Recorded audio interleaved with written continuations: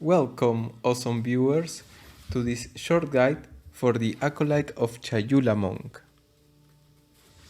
It's been almost 2 weeks since Path of Exile 2 launch, and things are still quite new.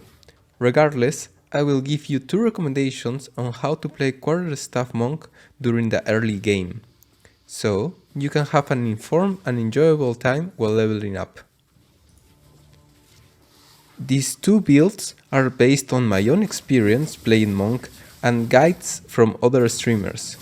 With this combined knowledge, I will give you info to help you choose your path for the Chaos Acolyte. Both builds use Quarterstaff as the main weapon, with the skill Charge Staff to boost damage and the ascendancy points on Flames of Chayula. Flames of Chayula seems more aligned with the playstyle of the monk, giving you considerable buffs and recovery while you move, dodge and attack through any area.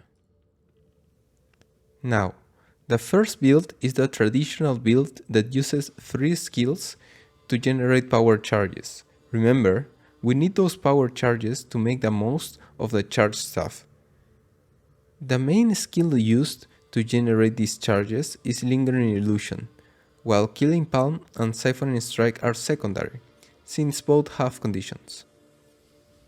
The downside is that you need to use the support skill Persistence on Lingering Illusion to increase its chances on making power charges. Here is the entire list of skills that I use. If you're lucky with your gear and have some spirits, I will recommend to add Vitality as a support skill.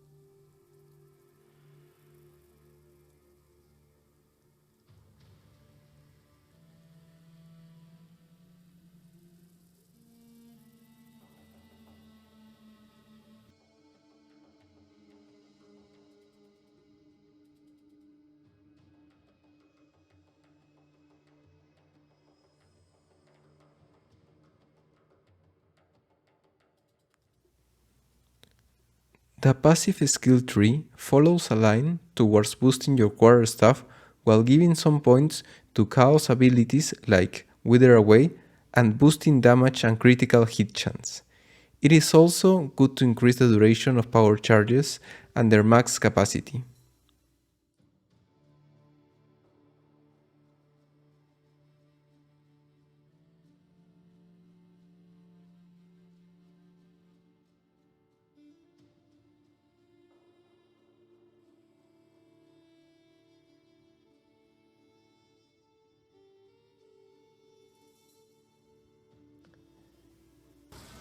Here is some gameplay in Cruel difficulty. You must pay attention to your skills in order to generate the power charges when surrounded by monsters, but you're guaranteed to generate them during boss fights.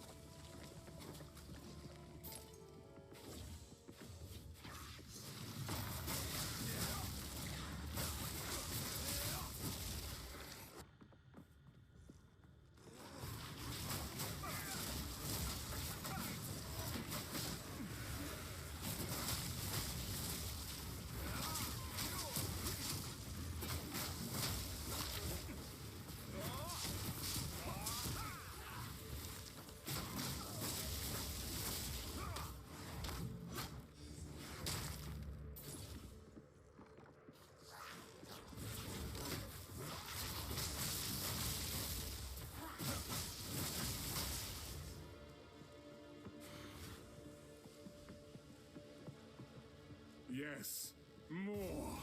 Don't stop. The beast hungers.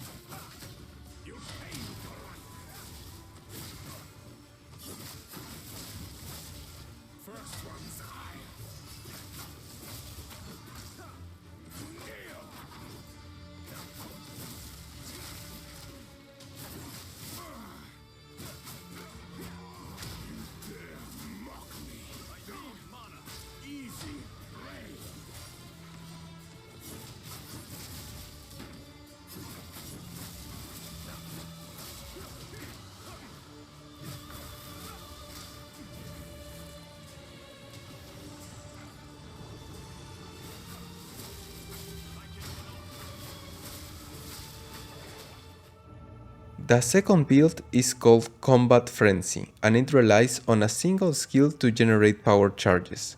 This is made possible by the passive skill Resonance, which converts frenzy charges into power charges when you freeze, electrocute, or pin an enemy.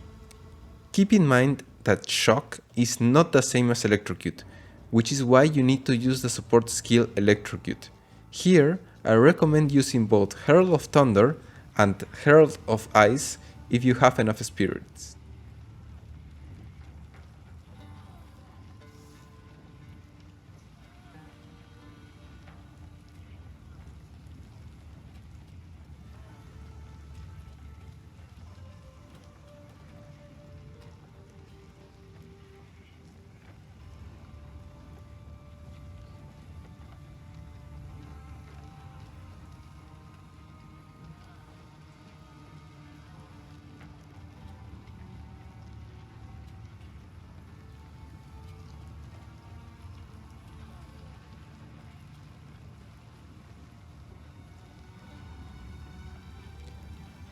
The passive skill tree focuses on having resonance and increasing freeze and electrocute.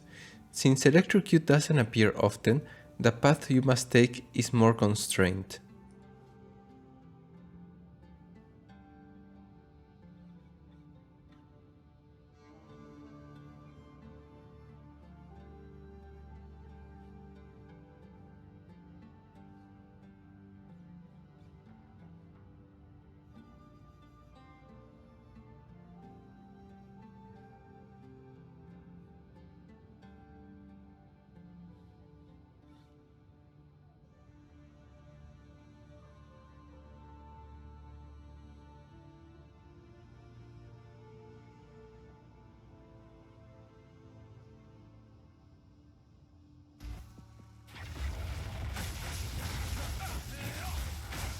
As you can see in this gameplay, it is easier to generate power charges despite relying on only one skill. However, generating charges during boss fights becomes more challenging.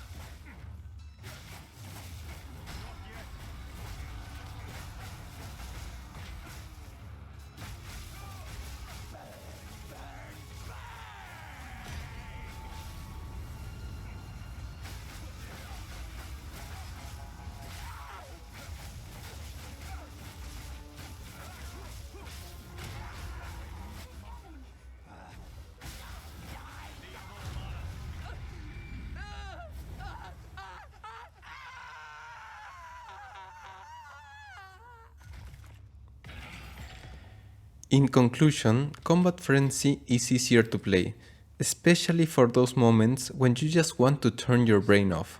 However, certain bosses can pose a greater challenge, especially if they have resistance to frost and lightning.